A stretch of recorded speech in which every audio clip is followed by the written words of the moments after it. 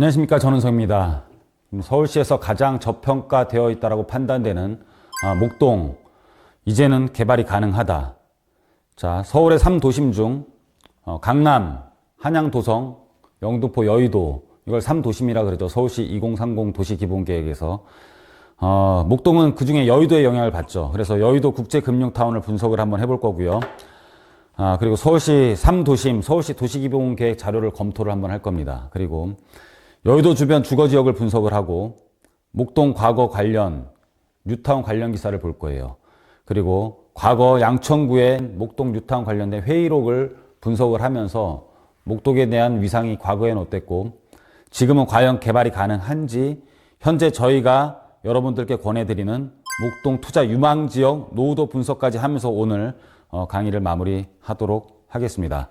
자, 여의도 앞으로 엄청나게 개발이 되겠죠.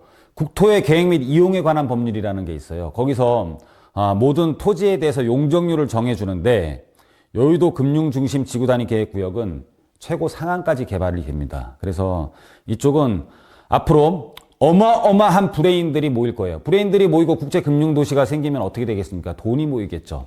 이 돈들은 분명히 주변으로 확산될 것입니다. 그래서 우리는 그것을 예상하고 그중에 가장 유망한 지역에 대해서 미리 선점을 하고 있어야지만이 우리는 나중에 부자가 될 수가 있습니다. 자, 2023년도에 서울시 여의도 금융도시 지구단위 계획 공개 용적률 1000% 초과 적용. 이거는 뭐 국회법을 무시하고 오히려 더 특별법이에요. 그냥 도시건축 규제를 완화하겠다. 그래서 어떻게 개발을 할 것이냐. 그러니까는 싱가포르, 맨하탄처럼 개발하겠다는 거예요. 미래 금융산업의 핵심 기반 구축, 그래서 국제 수준의 도시 환경을 조성하고 매력적인 건축 도시 경관 만들기, 어마어마하게 개발을 할 것으로 판단이 됩니다. 우리가 합정동만 멀리서 봐도 되게 개발이 많이 돼 있는 것 같은데 지금 이 정도의 계획을 가지고 여의도를 개발한다라고 하면 앞으로 서울 서부권에 있어서는 가장 큰 개발이 되고 그 주변의 파급 효과는 여러분들이 상상하는 이상일 거기 때문에 저희와 같이 연구를 하면서 선점하자는 취지에서 저희가 계속 강의를 준비하고 있는 겁니다.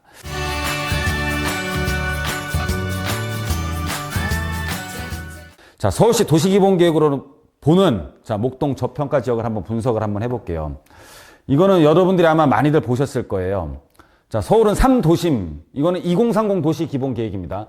2030 도시기본계획인데 한양 도성을 중심, 한양 도성, 그리고 강남, 여의도, 이게 3축입니다. 3축이고 마곡부터 시작을 해서 목동, 여의도, 강남, 잠실까지 이어지는 하나의 축이 형성이 돼요. 이 안에, 이 하나의 축 안에 목동이라는 게 들어가 있습니다. 그리고 여의도와 한양 도성을 잇는 곳 중에 공덕이 들어가 있고요. 그리고 한양 도성과 상암 수색 중에 신촌이 들어가 있어요. 여의도 영등포와 마곡 사이에 목동이 들어가 있고 한양 도성과 청량리 왕십리에는 동대문이 들어가 있어요. 자, 여러분들 이 중에 개발이 가장 안 돼 있는 곳이 어디냐라는 거죠. 청량리는 일단 한번 점핑을 했어요. 그리고 공덕은 이미 다 개발이 되어 있고 가격도 굉장히 비싸죠. 1.5룸 하나에 거의 7억에서 8억 정도 형성이 되어 있습니다. 신촌 다 개발이 되어 있고요. 다 묶여 있고 마곡에서부터 강남까지 잠실까지 이어지는 곳 중에 지금 지역 중심지로 남아있는 거는 목동 하나가 남아있는데 대규모 재건축이 예고되어 있고 아직 미개발지로서 마지막 저평가되어 있는 지역이라고 볼 수가 있습니다. 그래서 우리는 이 일대를 유심히 봐야 된다. 앞으로 여의도가 개발되면서 가장 수혜를 받는, 가장 인근에서 수혜를 받는 목동. 그래서 저희는 목동을 가장 저평가 지역으로 판단을 하고 저기를 여러분들께 추천을 해드리는 겁니다. 자, 그래서 다시 한번 조금 더 보시면은요. 세부적으로 보시면, 자, 똑같이 3축이에요. 여의도, 한양 도성, 그리고 강남권이에요. 이건 빨간색은 이 중에 업무 지역을 중심으로 표시를 한 겁니다. 그 안에 지금 용산이 자리를 잡고 있고요. 그 밑에 지금 가산 대림이 있고요. 지금 마곡이 있습니다. 그래서 마곡부터 쭉 여의도까지 해서 강남까지 이어주는 축 안에 가장 지금 개발이 덜 돼 있는 곳이 목동, 이 목동이에요. 목동. 여기는 이제 동작구라는 곳인데 동작구는 좀 특이한 곳이에요. 개발의 축에 있다기보다는 여기는 하나의 그냥 정거장 같은 개념? 구로에서 강남을 가기에는 한 노량진 뉴타운, 흑성 뉴타운 정도는 한번 거쳐서 강남으로 간다. 그러니까는 용산으로 접근하기 위해서도 한번 거쳐서 가는, 여기가 메인 거주지가 아니라 한번 거쳐가는 약간 그런 느낌을 갖고 있어요. 자, 그런데 여의도를 중심으로 해서 업무 지역이 마곡으로 쭉 이어지고 있는데 가장 지금 유망한 곳, 물론 유망하니까 비싸죠. 목동 신시가지가 지금 2만 2천 가구가 자리를 잡고 있는데 여기가 앞으로 5만 가구로 개발될 거예요. 서울시 재건축 단지로서는 거의 최고입니다. 이 지금 목동 자체에 대해서 지금 어마어마한 개발이 진행 예정이고, 여기는 신시가지라 그러고요. 그 중에 예전부터 개발 예정지로 우리가 거론됐던 게 이 목 234동이에요. 목 234동이 예전부터 뉴타운으로 거론됐던 곳입니다. 여러분들 이렇게 쭉 보시면 어디가 가장 저평가에 있는지 눈에 보이지 않습니까? 자, 아이온 뉴타운 다 개발돼 있고, 노량진 뉴타운 지금 피가 무조건 10억이 넘어가요. 신길 뉴타운, 여의도의 배후 주거 지역이긴 한데, 제가 보기에는 약간 가산 쪽에 더 가까워요. 가산 쪽에. 여의도랑 붙어 있긴 하지만은 느낌은 가산이 확장되는데 영향을 가장 많이 받는 곳이에요. 흑성 뉴타운은 여의도 개발보다는 조금은 강남에 가깝고, 노량진은 조금은 용산에 더 가까워요. 그래서 여의도와 마곡에 같이 영향을 받을 곳이 바로 목동인데, 목동 재건축 가격은 어마어마하게 비싸고 여기가 재건축되면서 아파트 값이 무지하게 비싸질 거예요. 그 중에 가장 인근에서 수혜를 보는 곳, 여의도 재건축의 수혜를 보는 가장 마지막에 대규모 지금 미개발지가 목 234동입니다. 그 중에서도 저희가 추천해 드리는 지역은 따로 있어요. 그래서 여러분들이 한번 잘 보셔야 되는데,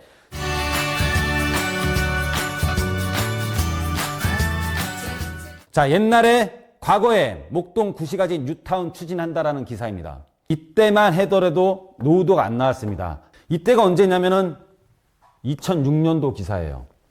양천구청 타당성 용역 조사 착수했는데 이때 노후도는 사실 33%밖에 안 됐습니다. 근데 지금 몇 년이 지났습니까?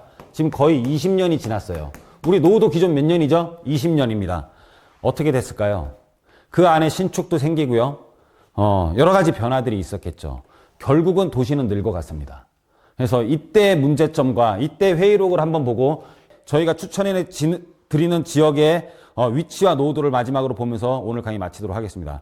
자, 옛날 회의록이에요. 양천구는 2005년 12월에 예산까지 편성을 했습니다. 목 234동, 신월 3동 뉴타운 타당성 용역 조사를 하기 위하여 구예산 5천만 원을 편성했을 뿐만 아니라 이 사실을 주민에게 홍보하였다.